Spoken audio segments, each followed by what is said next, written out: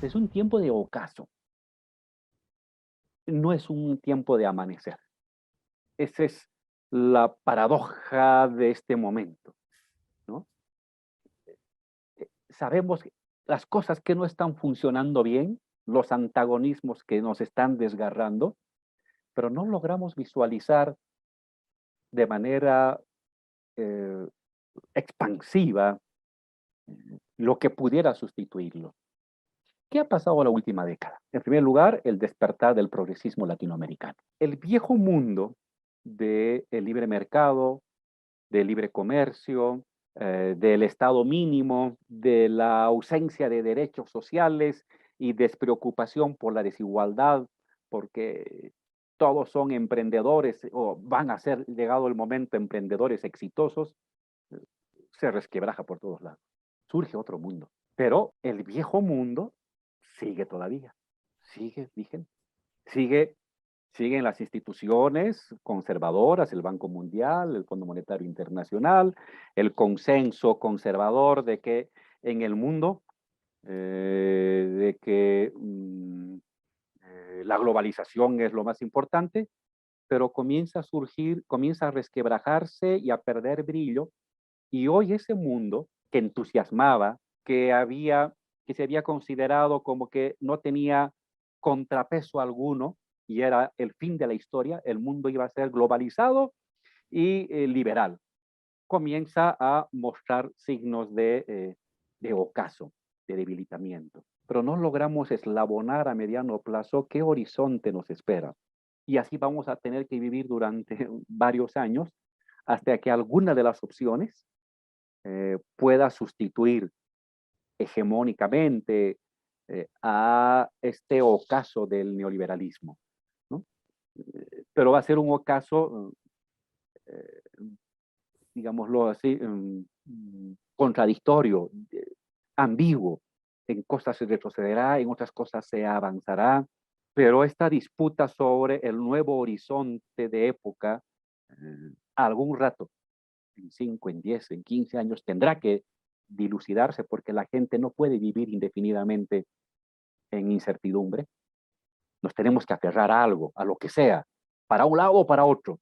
Hoy en día el progresismo latinoamericano es una más de las opciones que en debilidad pugna por sustituir el horizonte neoliberal. No tiene la suficiente fuerza para imponerse, pero tampoco es lo suficientemente débil para desaparecer.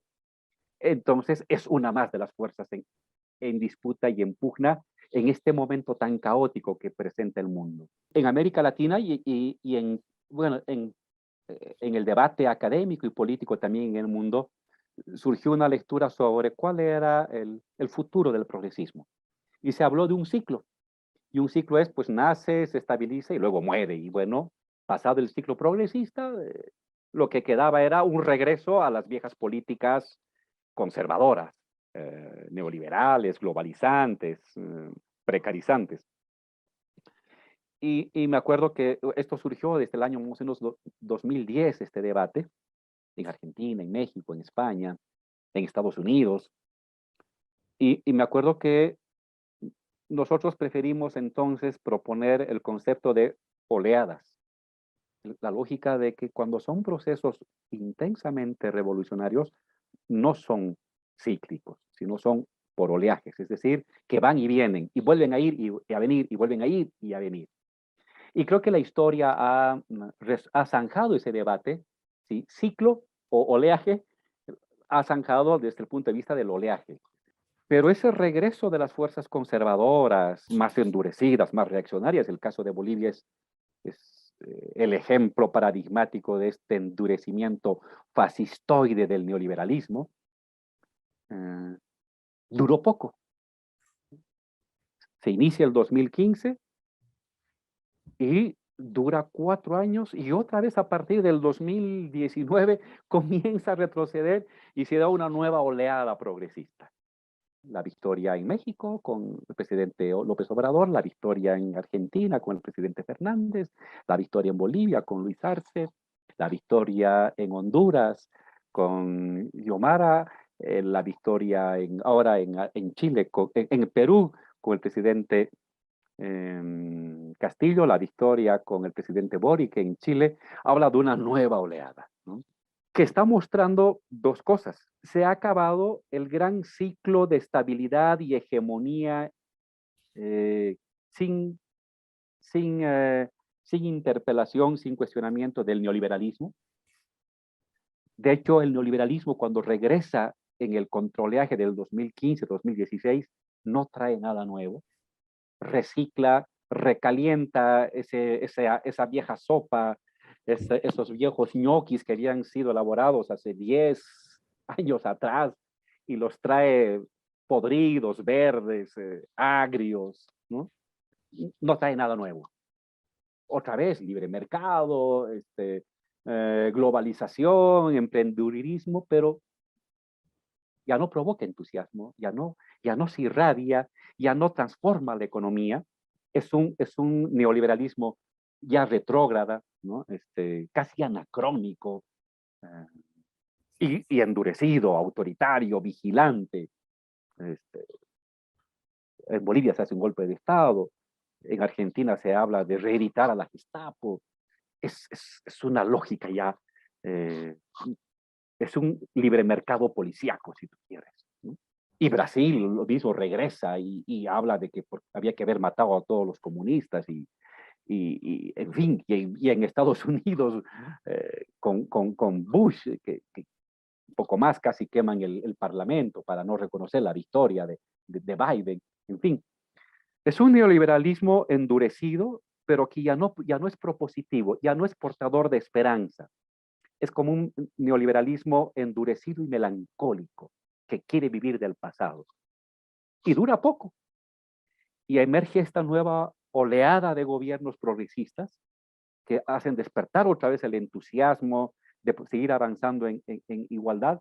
Pero claro, se trata de una segunda oleada progresista que no es la repetición de la primera. Es un progresismo que ha afincado su victoria más en la movilización electoral que en la movilización callejera. Y eso ya establece ciertas características de esta nueva oleada progresista. Abre ciertas puertas y cierra otras, que es un progresismo que ya no viene de la mano de los líderes carismáticos, sino que viene de la mano de líderes políticos que están respondiendo a las nuevas circunstancias del momento político. Está claro que pongo el caso de Bolivia, es un líder, sin Luis no hubiéramos ganado las elecciones. Luis posibilita la victoria del MAS en las elecciones, ¿no? Aunque lo hace con otro tipo de liderazgo, con otra forma de comportamiento respecto al liderazgo carismático y emotivo que es Evo Morales. Y lo mismo está pasando en Argentina y lo mismo está pasando en México y seguramente va a pasar lo mismo con Lula. El nuevo liderazgo, aunque Lula ya fue presidente, pero ya no tiene esa movilización social que lo acompañaba, tan emotiva, pero uno dice, no podía darse. Los liderazgos carismáticos surgen en momentos excepcionales. Y ahora es un nuevo momento para líderes más moderados. En su moderación estuvo la clave de la victoria también. Y eso hay que saberlo entender desde la izquierda. La singularidad es que son gobiernos que están enfrentando la peor crisis económica de los últimos 100 años. Y eso no estaba previsto en ningún programa. Ningún progresismo se había preparado para enfrentar un momento tan excepcional como ese. Y ahí surge la nueva paradoja. Tenemos en esta segunda oleada nuevos líderes políticos, nuevos gobiernos progresistas que se prepararon para una gestión más administrativa y de reconstitución de derechos que habían sido cercenados y mutilados en los momentos de la restauración conservadora que ha durado 4 años o 1 año, pero no son gobiernos que se habían preparado para enfrentar semejante gravedad de crisis económica y crisis médica. Entonces, en la segunda oleada progresista tenemos gobernantes con una mirada más de administración de la gestión pública que hubiera correspondido si es que no se hubiera dado la crisis de la pandemia. Y entonces ahí es mi lectura, es una hipótesis de trabajo que habrá que ver cómo se desenvuelve en los siguientes meses y años, que el nuevo progresismo en esta segunda oleada tiene que enfrentar con renovados bríos los efectos de una pandemia y de una crisis económica que nadie había previsto. Y que ha llevado a nuestras sociedades a niveles de excepcionalidad y de angustia económica nunca antes visto. Creo que se van delineando ciertos ejes de trabajo sobre los cuales el progresismo pudiera trabajar o podría desarrollar para remontar la gravedad de esta crisis que nadie la había previsto. Uno es un nuevo papel del Estado, que ya lo hizo el progresismo, pero un papel más audaz en términos de redistribución de la riqueza y redistribución de las cargas, lo que lleva a una reforma tributaria más audaz para enfrentar los efectos económicos de la pandemia. Algunos países lo han hecho, implementando estos impuestos a la riqueza, a la gran riqueza, y ese es un buen camino que quizás habrá que profundizar un poco más. Impuestos a la banca, llegado el momento, porque son sectores que han ganado mucho dinero en la crisis y que deben compartir la carga de las responsabilidades con el resto de la población. Luego está una reforma energética que permita recuperar esta demanda de la nueva generación y de los pueblos indígenas de una mirada dialógica con la naturaleza y no depredadora, evidentemente como un tránsito, como algo que tiene que hacer gradualmente, sin abandonar la obtención de excedentes de formas extractivas para redistribuirlos inmediatamente en la sociedad, no para que se queden en manos de unos cuantos ricos. Luego, por supuesto, también el tema de ampliación de derechos de los sectores más vulnerables, de fortalecimiento, del empoderamiento del movimiento de mujeres en la perspectiva de la soberanía de las mujeres sobre su cuerpo, que son temáticas nuevas a las que el primer progresismo las abordó tangencialmente y este nuevo progresismo debería abordarlos como elementos nucleares de su nueva agenda de emergencia ante un momento de catástrofe mundial. Ciertamente estamos ante la presencia de nuevas expresiones de la derecha. Es el neoliberalismo, no ha variado el programa. Antiestado, antiderechos, antiigualdad, no ha variado. Ha renovado parte de los rostros. Hay una nueva generación que ha emergido y que portan un aire de renovación, de recambio generacional, pero los argumentos centrales siguen siendo los mismos. La igualdad en el trabajo, en la riqueza, en la relación hombre-mujer, entre pueblos indígenas y oligarquías, les resulta una inmoralidad para decirlo visceralmente, que tiene que ser combatida por todos. Hoy es un neoliberalismo enfurecido, rabioso, bota espuma, no irradia esperanza, se enoja, insulta, agrede, y la democracia la ve como una herramienta prescindible si fuera el caso. Es un neoliberalismo enfurecido, rabioso y por lo tanto cada vez más autoritario. Y eso no es fuerza, es debilidad. Cuando ya no puedes convencer y recurres al garrote, es que eres débil, aunque seas violento y te impongas temporalmente por tu violencia. Pero es la debilidad porque un pensamiento es poderoso, es fuerte cuando se irradia, pero cuando se impone a palazos, ya no es fuerte, ¿no? Porque lo que está sustituyendo a la impronta expansiva de un pensamiento, lo que está sustituyendo es la impronta de un garrote, de la represión, de la masacre, de la muerte. ¿Quién ha salvado a los bancos y a las empresas extranjeras? ¿Y con qué dinero se están volviendo doble o triplemente millonarios los dueños de Tesla y de Google y de Facebook? Con la plata del Estado. No es su habilidad de mercado que los ha hecho multimillonarios, es dinero del Estado que ha sido emitido en esta famosa flexibilización cuantitativa que le llaman los norteamericanos, en que el Estado ha comenzado a emitir millones y billones de dólares de circulante para promover apoyo social, pero también apoyo a las empresas, apoyo a los bancos. Los gobiernos progresistas de la primera oleada lograron su victoria porque tuvieron la gran habilidad para unir los sectores populares, laboriosos, explotados, más humildes, con los sectores medios. Lo lograron, lo hicieron.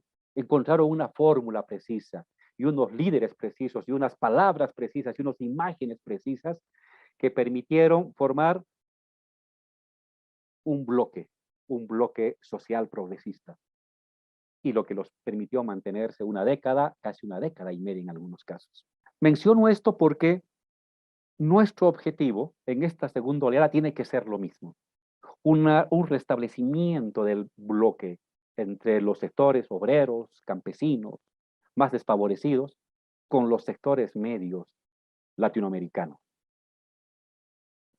Ahí radica la posibilidad de la victoria.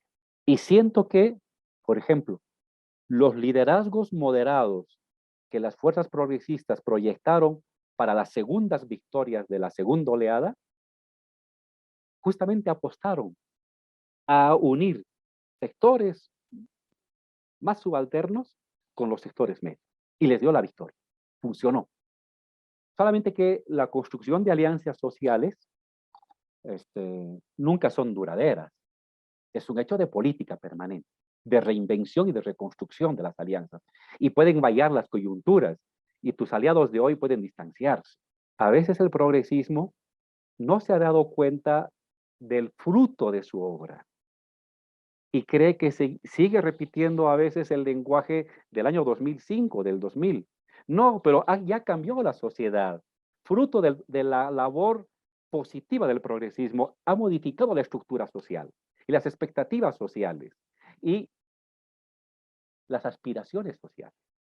Entonces, tengo que entender, una parte todavía sigue muy abajo y habrá que hablar y proponer cosas para los que quedaron muy abajo, pero para este otro nuevo sector que ha tenido movilidad social ascendente, ya no puedo tener el mismo lenguaje. Tengo que incorporar nuevas demandas y nuevas expectativas. Y a veces no lo hacemos a tiempo. Y entonces nos quedamos con un lenguaje anacrónico. Una primera debilidad que la tenemos que superar.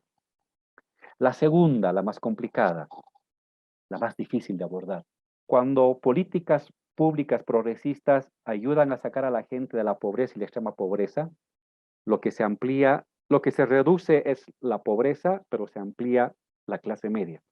Y en el caso de Bolivia, una clase media indígena que le quita a la antigua clase media tradicional sus antiguos puestos, sus antiguos privilegios, pequeños pero privilegios, sus antiguas oportunidades, porque antes la clase media, por apellido, por tradición, por relaciones, por amistades de colegio, accedía a puestos laborales, a contrataciones del Estado, a viajes al extranjero, a becas, al servicio exterior.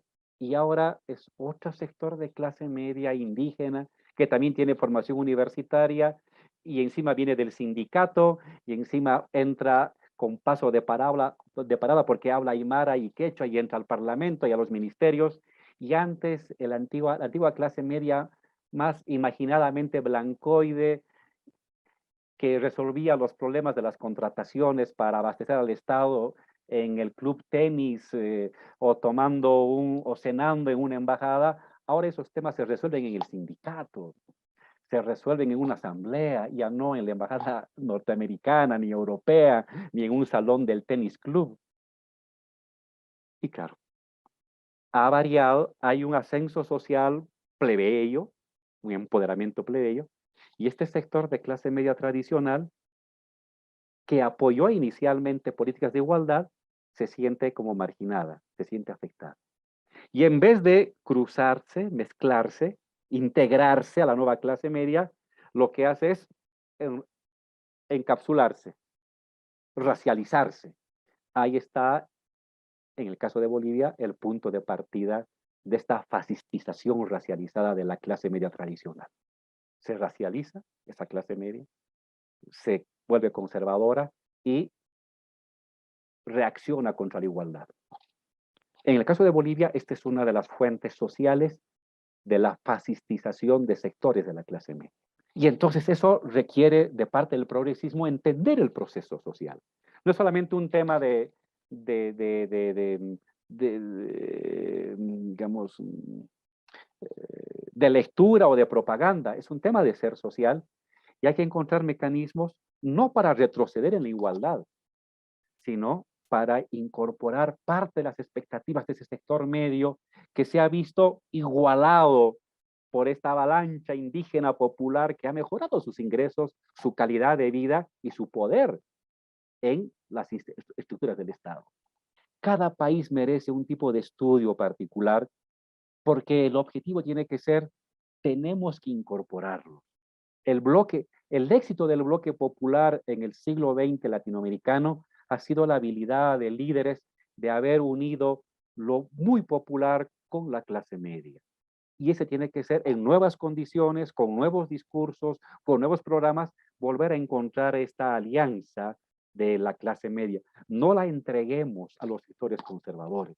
Disputemos el liderazgo y la satisfacción de expectativas de igualdad de las clases medias o de mejora de las clases medias desde el progresismo y no los dejemos en manos de las fuerzas neoliberales que no van a resolver en los hechos su expectativa, porque las fuerzas conservadoras se preocupan no de la clase media, la han maltratado en todo el neoliberalismo. Ellos se preocupan de los más ricos. Ahora hablan a nombre de ella, se visten como ella, quieren imitar los gestos de ella, pero la desprecian igual. Pero el progresismo tiene el gran reto de reencontrarse con la clase media para garantizar la victoria de lo popular. El movimiento social tiene esas etapas, momento de luchas universales y momentos de luchas corporativas. Y luego vendrá otra vez otro momento de luchas universales. Y el momento en que surgen las luchas corporativas más fragmentadas, más dispersas, es un momento complicado, porque es más fácil a un gobierno progresista gobernar y tomar decisiones cuando el estado de ánimo y el sentido común te apunta a políticas universales para todos. Y es más complicado moverte en el oleaje de demandas corporativas, demandas sectoriales, fragmentadas. Pero ahí está la gran habilidad eh, del progresismo para saber moverse y destacar a cada momento dentro de esa fragmentación cosas comunes. Es una manera de utilizar la famosa frase del profesor de Ernesto Laclau de sus equivalencias, ¿no? De su cadena de equivalencias. Saber encontrar en cada fragmento de la sociedad un punto de interconexión que haga que se satisfaga lo particular impulsando satisfacciones generales. No es fácil, es complicado, pero no es imposible. Y para eso están los impuestos a la gente multimillonaria, que si le quitas tú el 5 o el 10 o el 20 o el 30 o el 40 o el 50% de sus ganancias, no se va a volver pobre, no se va a volver pobre. Va a seguir siendo rico, va a seguir viajando a Miami y a, y a París a comprarse la ropa de última moda, él y su señora y su hija, pero ya no lo va a hacer 5 veces al año, lo va a hacer 2 veces al año, pero con ese dinero le habrás dado agua, un techo digno, un alcantarillado o un empleo digno a gente que con el 0,00001 de esa riqueza de ese rico, cambia de la extrema pobreza a ser una persona digna que puede comer 3 veces al día y puede ir a la universidad. Entonces, hay que encontrar los mecanismos de dónde sacar el dinero para no empobrecer a las personas, pero para equilibrar las riquezas, para hacer una sociedad menos injusta y una sociedad más igualitaria. Argentina ha sido muy generosa con nosotros, muy generosa. Y, y nosotros como familia, porque fuimos exiliados, mi esposa y mi hija, y con Evo, una parte ya de nuestra vida, de nuestra alma, es Argentina, ¿no? Es Argentina. Y no es una frase retórica, nos ha conquistado el alma. Desde actitudes tan hermosas y decisivas como la del presidente Fernández, que usó todo no era autoridad y usó todo su prestigio, presidente electo, para lograr el movimiento de otras cancillerías y otros países para salvar a Evo, porque a Evo querían, los golpistas querían matar, querían denigrar, querían ver su cuerpo arrastrado por las gradas, ¿no? Y exhibirlo. Militantes progresistas jóvenes de Argentina que nos brindaron sus casas para poder vivir. Cuando llegamos con mi esposa y con mi hija, nosotros no teníamos más que un maletín y una bolsa de ropa de Alba. Ni siquiera carnet de identidad, ni siquiera una tarjeta de crédito, no teníamos nada. Porque siempre hemos sido personas que vivimos de nuestro trabajo. Y entonces había que conseguir trabajo, pero mientras no consigas trabajo, ¿dónde vas a vivir? ¿Con qué vas a pagar tu alojamiento? Y la universidad nos abrió la oportunidad de trabajar dignamente, de difundir nuestros conocimientos para vivir, porque de eso vivimos, de nuestro trabajo. Y así comenzamos, pero hasta que tengamos trabajo en la universidad, allá en Argentina, la Universidad San Martín y la UBA, que nos abrieron sus puertas, pues había 2, 3 meses que había que vivir en casas de amigos, de militantes. Y eso uno no se olvida nunca en la vida, ¿no? Porque un migrante, un exiliado, está solo, no tiene nada. Eso éramos nosotros. Y en esa soledad hubieron argentinos que nos abrieron sus puertas. No solamente nos recibieron, sino nos dieron oportunidad de poder dormir tranquilos y luego poder trabajar y luego entonces ya poder pagar nuestros gastos. Entonces, eso cómo voy a olvidarme? Jamás. Está en mi alma. Está tatuado en mis sentimientos más emotivos y más lindos. Y luego en la calle, ¿no? La gente que te reconocía en la calle, a pesar del barbijo, cuando pudimos comenzar a salir o a trotar, que me reconocían, nadie nunca nos molestó y nos decían, oiga, sigan adelante, felicidades, sacaban una foto. Me emocionó mucho. Y por supuesto nuestros compatriotas bolivianos, porque íbamos a comprar verdura y llegábamos donde están nuestros compatriotas y nos reconocían y nos regalaban verduras y nos regalaban una cosa. A mí ya me daba vergüenza ir a comprar porque era demasiada la generosidad y aprendí muchísimas cosas. Un ambiente intelectual muy potente. Creo que es el ambiente intelectual más potente de habla hispana, el argentino. Gente muy preparada, extraordinariamente preparada. Es un lujo, un honor compartir con ellos, haber dado clases, haber oído, haberlos visto, haber conversado. Eh, Soy un admirador del mundo intelectual argentino, muy potente. Solo tengo una observación pequeñita, cariñosa, ¿no? A veces, mientras que los europeos menos, menos capaces, menos brillantes, hacen propuestas y esquemas intelectuales universalistas, los argentinos, más brillantes que muchísimos europeos, no se animan a propuestas más universales. Evidentemente es muy rico tener miradas más locales, siempre fundadas en su historia. Sí, y está bien que sea así, pero creo que también hay suficiente masa crítica como para hacer propuestas de carácter universal por encima de la academia y de muchos intelectuales que leemos en la universidad, ya sea de Norteamérica o de Europa. No, no, no. Ese es un pensamiento ya medio muerto, el que viene de allí. Aquí hay vida, aquí hay creatividad. Es un poco animarse a tener una lectura más ambiciosa. Tengo también el recuerdo de ese poderío de la mujer, que me encanta, me fascina. Es una sociedad donde se nota que la mujer se ha empoderado, en cosas pequeñas, en gestos o en cosas más grandes. Eso le falta al resto de América Latina.